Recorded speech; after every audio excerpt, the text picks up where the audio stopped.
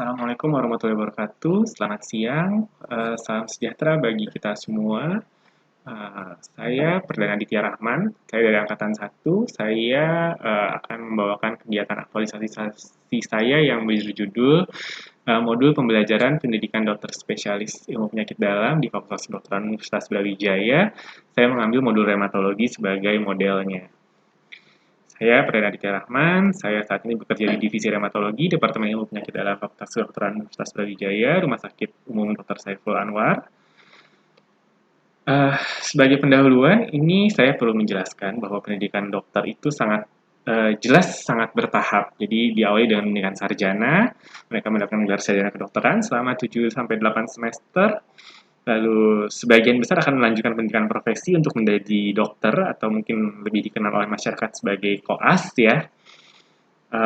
Kurang lebih 3-4 semester. Nah, dari S1 sebenarnya boleh langsung ambil S2, tapi S2 ini S2 yang ilmu dasar, biomedik misalnya, atau manajemen rumah sakit, atau kesehatan masyarakat. Tapi kalau untuk jadi dokter spesialis, mereka memang harus jadi dokter dulu. Jadi nanti ada pendidikan dokter spesialis 1 namanya. Pendidikan lebih lanjut adalah pendidikan spesialis 2 atau konsultan. Lalu bisa studi lebih lanjut mengambil S3. Untuk jalur yang di atas ini kita sering kenal dengan jalur pendidikan akademik, sedangkan yang di bawah ini adalah jalur pendidikan profesi. Jadi kita fokus di spesialis 1, kita lihat mereka sudah menjalankan beberapa tahapan pendidikan di sini. Dan ini harusnya saling berkesinambungan satu sama lain. Lalu sekilas tentang penyakit dalam, ilmu penyakit dalam itu memiliki cabang-cabangnya lagi ya. Salah satunya adalah reumatologi ini. Nah, apa yang menjadi tantangan di pendidikan dokter spesialis 1? Ilmu penyakit dalam. Yang pertama adalah benchmarking atau studi banding atau ada penyamaan, penyesuaian baik di nasional maupun internasional karena memang dituntut kita untuk lulusan kita tuh punya kualifikasi yang sama dengan lulusan dari luar negeri walaupun dengan adanya ciri khas masing-masing dari tiap negara tentunya berbeda dan itu pun tercantum di World Federal Medical Education.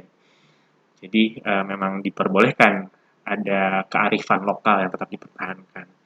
Lalu pembelajaran di masa pandemi ini juga menjadi tantangan tersendiri saat ini karena metode pembelajarannya bagaimana jumlah kasus yang berkurang, jumlah kunjungan ke rumah sakit berkurang, lebih banyak pasien dengan COVID.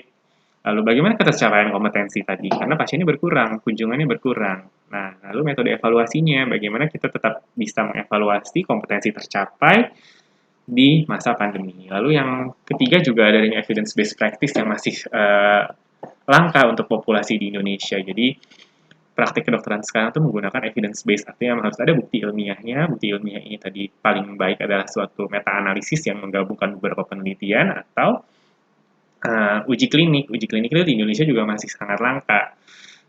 Belum banyak yang dilibatkan. Ya. Dan kalaupun ada juga biasanya skalanya kurang besar. Jadi ini menjadi tantangan tersendiri. Lalu yang keempat adalah kampus merdeka yang dicanangkan oleh Menteri Pendidikan dan Kebudayaan.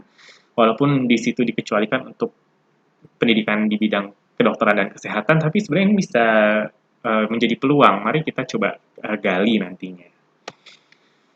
Lalu bagaimana metode pembelajaran di pendidikan dokter spesialis itu ada tugas ilmiah, ada pendidikan yang langsung ke pasien. Jadi kita bedside teaching namanya itu baik di bangsal, di poliklinik maupun saat jaga.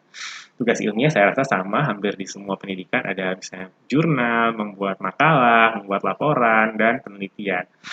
Begitu juga dengan metode evaluasinya, ada penilaiannya dari tugas-tugas ilmiah tadi, dan juga ada ujian yang sifatnya menilai kompetensi, baik ujian tulis, ujian OSCE, jadi ini untuk menilai keterampilan klinik, bagaimana cara melakukan tindakan kedokteran, atau juga dengan DOPS yang mirip sebenarnya dengan OSCE tadi. Ini adalah contoh kegiatan kita selama masa pandemi ini.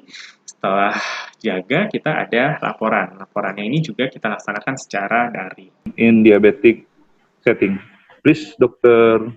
Dino, present the case. Of afternoon shift medical consultation from urology department. Patient with foreigner gangrene post debridement necrotomy, stricture urethra and rupture urethra. 64 years old ward. ini kegiatan yang saya lakukan, jadi kita menentukan deskripsi dan konten modul, kita menyusun modul, kita evaluasi modul, dan kita buat rekomendasi dari modul tersebut. Tahapan kegiatannya demikian, jadi standar kompetensi nanti kita cari dari kolegium, nanti ada, terus habis itu kita diskusi, kita survei, kita diskusi, lalu kita susun peta kompetensi, kita susun modulnya, lalu kita uji cobakan modulnya, dan dari itu kita lakukan survei lagi, dan kita buat rekomendasi untuk program studi. Jadi tadi pendidikan dokter spesialis itu, ada yang namanya kolegium yang menentukan standar kompetensi, ya. Lalu ada program studi yang menjalankan pendidikannya. Jadi program studi menerjemahkan kompetensi tadi yang harus dicapai dalam bentuk kurikulum, lalu dievaluasi dengan ujian nasional. Oke. Nah, ini kita lakukan survei, jadi modul itu penting menurut sebagian besar peserta didik. Lalu ternyata masih ada lebih dari separuh yang merasakan bahwa pendidikan tahapan 1, tahapan 2, dan tahapan 3 itu saat di tahapan 1 itu ternyata beskalnya kurang buat menjalani pendidikan di tahapan kedua. Ya, tahapan kedua itu belajar cabang-cabang yang tadi 11 tadi. Kalau tahap 1 belajar secara umum. Nah, padahal tantangannya adalah harus berkesinambungan. Lalu ada yang menarik di sini, ketika diminta pendapat mengenai konten, ternyata tidak banyak yang memilih adanya tugas, tidak banyak yang memilih adanya penilaian atau metode evaluasi. Mari kita lihat hasilnya nanti. Lalu hasil diskusi kami, ini konten modulnya, ini contohnya, jadi ini deskripsi modul, lalu ini contoh ada tugas pendahuluan. Ini kami saat diskusi. Nah, ini saya ambil contoh bagaimana kami mempertimbangkan penyusunan modul ini. Jadi, ini kompetensi dari kolegium, ini referensi dari Eropa, ini dari yang kita susun. Jadi misalnya ini artritis reumatoid, kita lihat di sini ada, dia bahas dalam 2 bab lebih dalam, kita juga ada. Lalu spondilitis ankilosa, artritis psoriatik, enteropatik, reaktif ini adalah satu grup. Di sini ada grupnya spondiloartropati, di kita juga ada spondiloartropati, tapi kita lebih sederhanakan lagi, karena ini mereka harus mencapai dalam waktu 3 bulan. Ini contohnya aja. Lalu inilah daftar isinya terkait kompetensi-kompetensi yang kami kelompokkan di sini. Ada juga modul yang elektif sifatnya, artinya nice to know, silahkan kalau mau memperdalam. Lalu ini kami juga menyertakan video untuk latihan belajar pemeriksaan fisik, ya. Karena sulit mencari pasiennya, jadi kita sudah punya videonya, sehingga peserta didik bisa belajar dari video juga. Kita memeriksa konfigurasi di ekstremitas atas, meminta pasien untuk meletakkan tangannya di belakang pundak. Dengan gerakan ini kita bisa melihat. Lalu modulnya kami uji cobakan kepada 15 orang, ada 5 yang belum lewat divisi reumatologi, 5 yang sedang menjalani reumatologi, 5 yang sudah melewati divisi reumatologi.